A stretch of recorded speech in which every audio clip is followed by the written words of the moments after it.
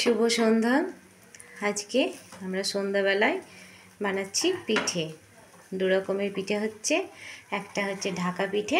তো এই যে এটা, এই যে দেখুন চালগুলো বানিয়ে নিয়েছি এইখানে, এই যে এইটা।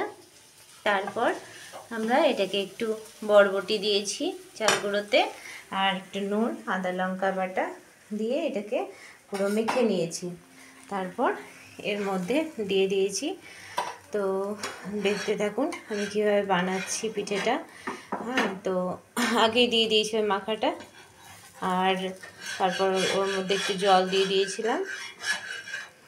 আর এদিকে পিঠে বানাচ্ছে দিদা, পিঠে বানাচ্ছে আমার দিদা। এই যে আমার দিদা পিঠে বানাচ্ছে পাটিসাপটা। তো এই যে অলরেডি দুটো হয়ে গেছে। আর এখানে হচ্ছে, আর পাটিসাপটার জন্য নিয়েছি রুল ময়দা। এই যে দিদা, রুল ময়দাটাকে একটু চিনি দিয়ে মেখে নিয়েছি জল দিয়ে। তারপর আর এদিকে মানে একটু চাচ্ছি, আর ওটাকে খেজুর গুড় দিয়ে মাখিয়ে নিয়েছি। তারপর এই যে দিদা বানাচ্ছে পিঠে। তাই পিঠেগুলো খুব সুন্দর হয় খেতে।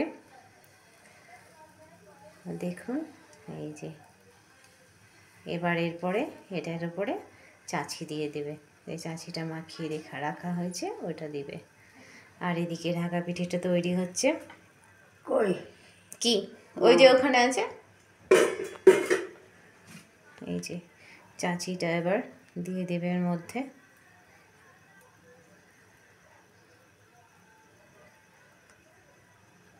বাস, বাহ, দিদার হাতের পিঠে মজাই আলাদা। তা দেখতে থাকুন। আর এদিকে আমি দেখে নিই এই ঢাকা পিঠেটা হয়েছে কি না। তো এই যে কাঁচা আছে একটু, আর একটু হবে। তো এটাকে আবার একটু ঢাকা দিয়ে দেবো। এই যে দেখুন পিঠেটা হচ্ছে। তো আবার একটু এটাকে ঢাকা দিয়ে দেবো। তো এখানে কাপড়টা দেওয়া হচ্ছে, মানে এখানে যাতে হাওয়া বাতাসটা না ঢুকে, তার জন্য এই কাপড়টা ঢাকা দিয়ে দিলে ওইখানে পিঠেটা ফুলে উঠবে।